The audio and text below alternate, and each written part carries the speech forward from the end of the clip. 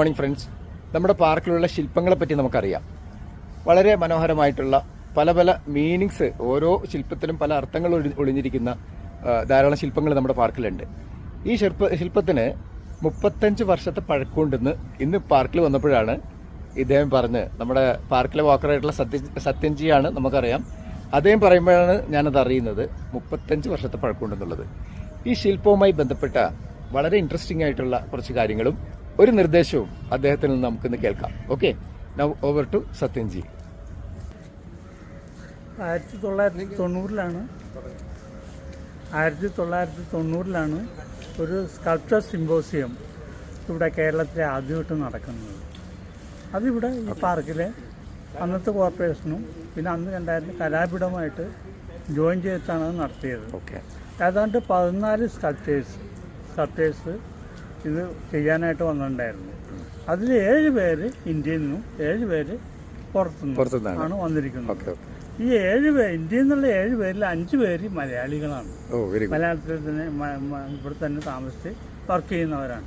2 പേര് കർണാടക, വേറെ പുറത്തു വന്നിരിക്കുന്ന 2 പേരാണ്.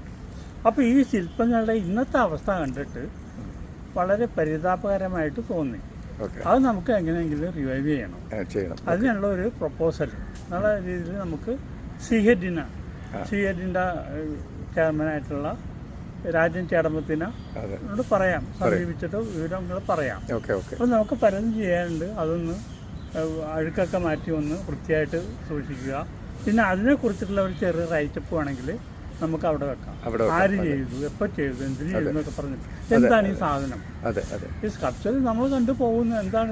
എല്ലാവരും കാണുമ്പോൾ സാധാരണ സ്കൾപ്ചർ, പക്ഷെ അതിലുപരി ഒരു വിവരങ്ങളും അവർക്കറിയില്ല ഈ കാണുന്നവർക്ക്. അത് തന്നെ പല മീഡിയമാണ് ചെയ്തിരിക്കുന്നത്. സ്റ്റീൽ ചെയ്തിട്ടുണ്ട്, സിമെന്റ് ഉണ്ട്, പിന്നെ കൂടുതൽ ചെയ്തിരിക്കുന്നത് ഗ്രാനൈറ്റ് ആണ്. അത് ഗ്രാനൈറ്റിന്റെ ഒരു ഇതായിട്ടാണ് കൂടുതൽ ചെയ്തിരിക്കുന്നത്.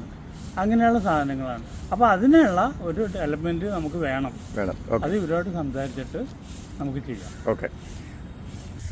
ഓക്കെ, താങ്ക് യു സത്യൻജി, ഈ ഒരു നിർദ്ദേശം വെച്ചതിലും ഇതുമായി ബന്ധപ്പെട്ട വളരെ ഇൻട്രസ്റ്റിംഗ് ആയിട്ടുള്ള വിവരങ്ങൾ ഷെയർ ചെയ്തതിലും.